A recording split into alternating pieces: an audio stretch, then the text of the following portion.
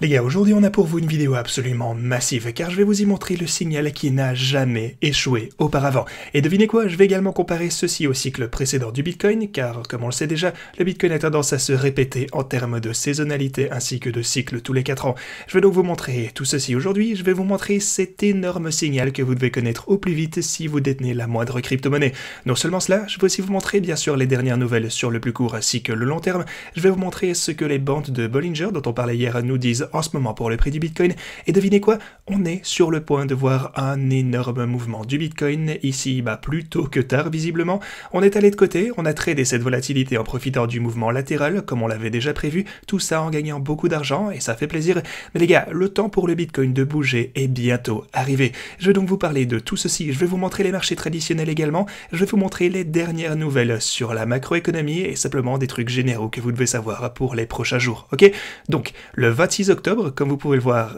forcément c'est demain, alors préparez-vous aujourd'hui pour ne pas être pris au dépourvu à l'avenir les gars. Alors, bienvenue à tous, je m'appelle Maxime et je vous apporte chaque jour des nouvelles vidéos en français sur les crypto-monnaies en vous apprenant comment vous faire de l'argent sur ces marchés. Si vous êtes nouveau sur cette chaîne, alors soyez sûr de vous abonner et d'activer la cloche dès maintenant. Et ceci étant dit, eh bien déjà bienvenue sur cette vidéo. La première chose que je voulais vous dire, c'est qu'à partir de notre point de contact dans la boîte orange ici en redescendant, eh bien on a encore vu de la latéralisation une fois encore. C'est bien sûr quelque chose auquel il fallait s'attendre et auquel il faut s'attendre à chaque fois qu'on a une poussée vers ce niveau, comme j'essaye toujours de vous le faire savoir un petit peu en avance. Genre, regardez ici, jusqu'à ce qu'on soit au-dessus de ces niveaux clés, eh ben, on n'est pas encore tiré d'affaire et selon une échelle des probabilités, vous savez que je réfléchis beaucoup avec cette façon de voir, eh bien, je pense toujours qu'on va avoir un rejet. Donc, à ce niveau de résistance,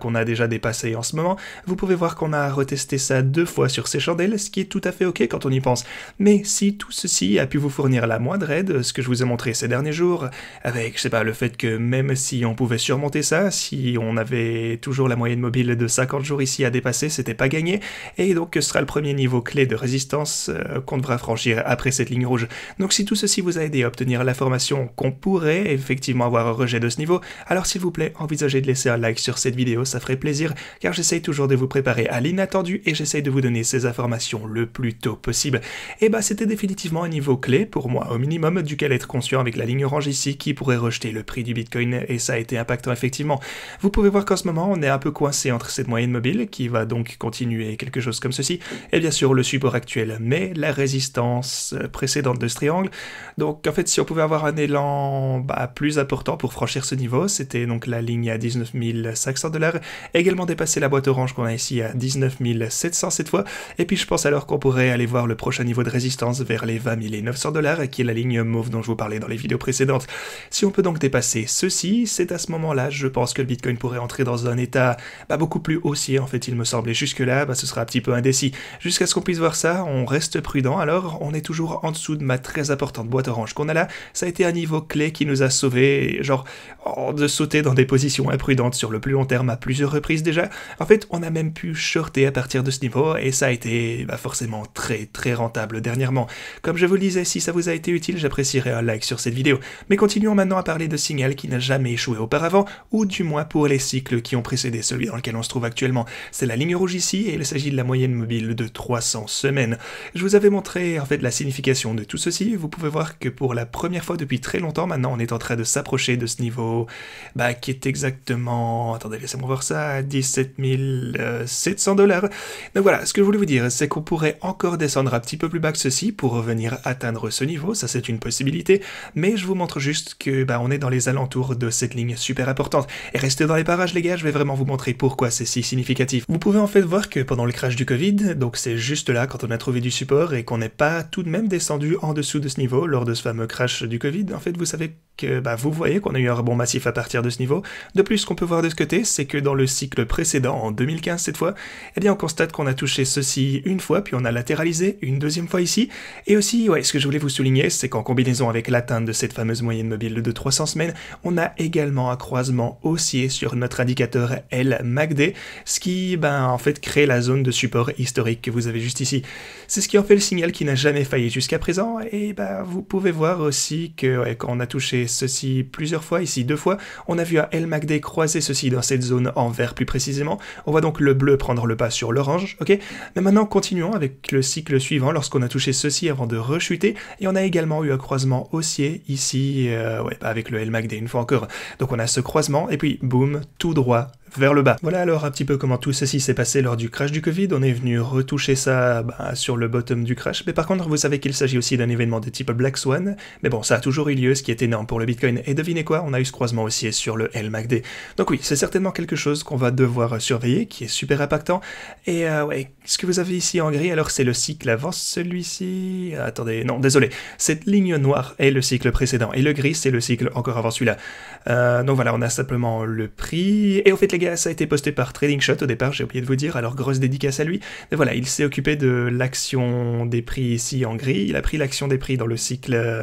après cela en noir, et voilà tout ce que ça représente en gros. Le cycle bleu, c'est ce qu'on a actuellement. Donc si je superpose simplement ceci, eh bien je peux vous montrer que même si on a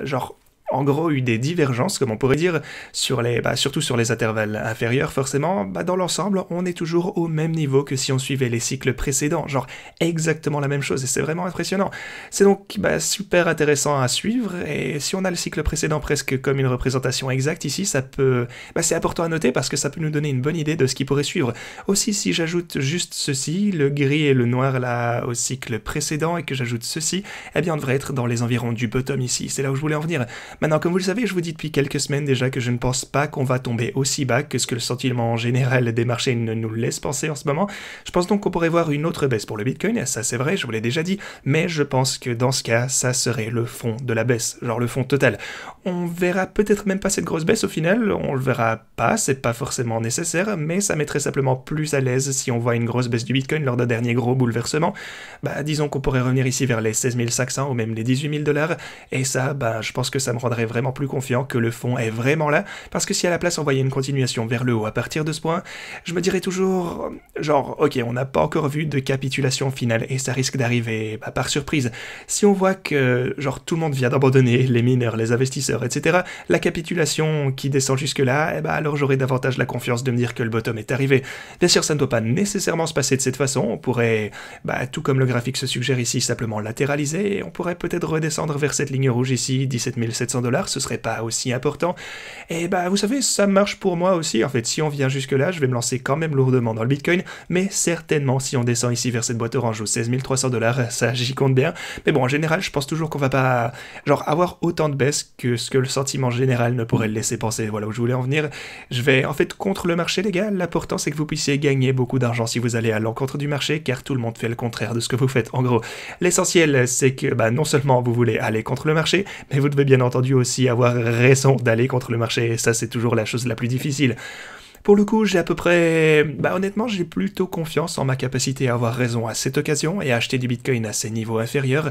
Et même si tout le monde n'y croit pas forcément, donc si on a une autre baisse, je pense pas que le Bitcoin pourrait descendre vers les 8, 10 ou 12 000 $, même si peut-être qu'on pourrait avoir une mèche jusque-là, mais j'y crois pas forcément. En dehors de ça, on a aussi nos bonnes vieilles bandes de Bollinger, et c'est historique sur l'intervalle hebdo parce qu'on n'a jamais vu les bandes de Bollinger être aussi resserrées que ce qu'on a ici. Vous pouvez voir que cette range est extrêmement petite. Et pourquoi si serré en ce moment? Eh bien c'est parce qu'on latéralise depuis très longtemps, et c'est pourquoi je vous montre que, en général, quand on voit ce genre de distance sur les bandes de Bollinger, on a tendance à avoir un gros mouvement qui part d'un côté ou de l'autre.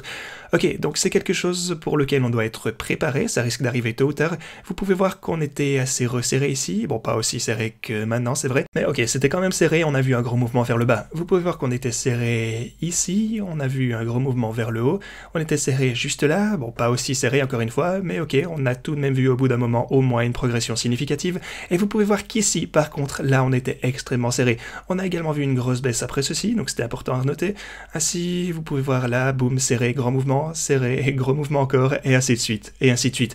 Du coup, à chaque fois que les bandes de Bollinger se resserrent de cette façon, eh bien on voit généralement un gros mouvement. Je m'attends donc bien sûr à cette capitulation finale pour accumuler du Bitcoin très bon marché, en me confirmant au moins personnellement que le bottom est là. Si on voit plutôt ce mouvement à la hausse, alors bien sûr c'est quelque chose à prendre en compte également, mais vous connaissez déjà ma position. Pour les marchés traditionnels, vous pouvez voir que de ce côté, ça se porte plutôt bien aussi. Le Bitcoin, lui, n'a pas fait aussi bien dernièrement que les marchés traditionnels, effectivement. Ici, on est en train de s'approcher de ce niveau de résistance à 3852 $, donc soyons conscients de tout cela. là, mais je dois par contre vous montrer également ces graphiques, c'est super important. J'ai besoin de vous montrer davantage de ces informations, mais avant qu'on fasse ça, assurez-vous de vous inscrire à mes plateformes préférées pour récupérer jusque 10 000 $ de bonus sur OKEx en utilisant ce lien en description. Vous aurez jusque 4 530 sur Bybit et 4 500 $ sur Femex, alors assurez-vous d'en profiter si vous n'êtes pas encore inscrit à ces plateformes d'échange.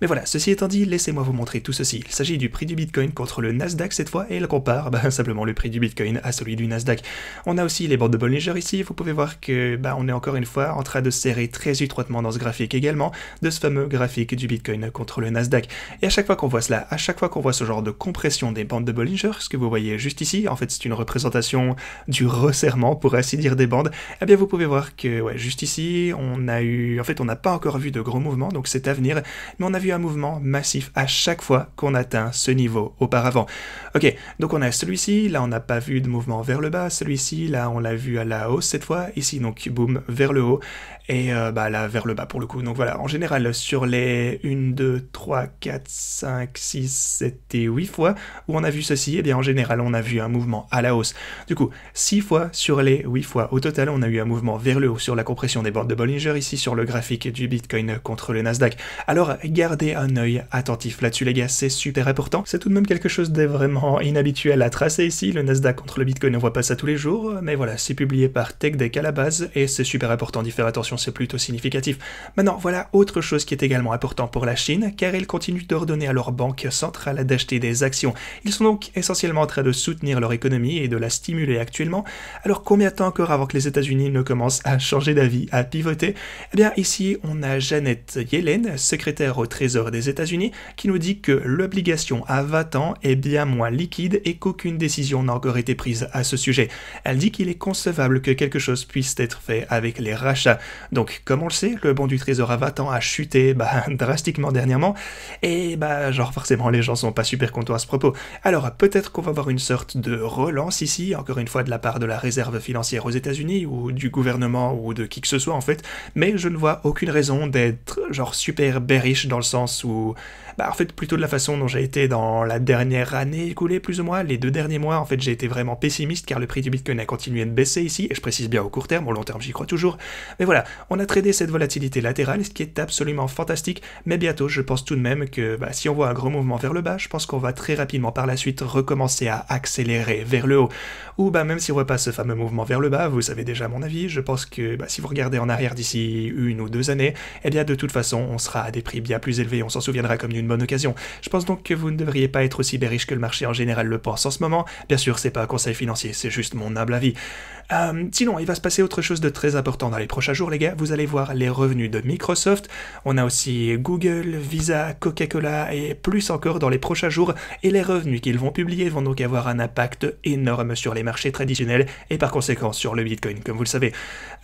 C'est ce que je crois et ce sera bien sûr quelque chose pour lequel on va devoir être à l'affût une fois encore. De toute façon, on en reparlera au fur et à mesure de leur progression dans les quelques vidéos à venir. Mais en tout cas, préparez-vous à avoir une certaine volatilité d'ici les quelques prochains jours lorsque tous ces rapports seront publiés. Ok les gars, c'est tout ce que j'avais pour vous, merci d'avoir regardé et à la prochaine.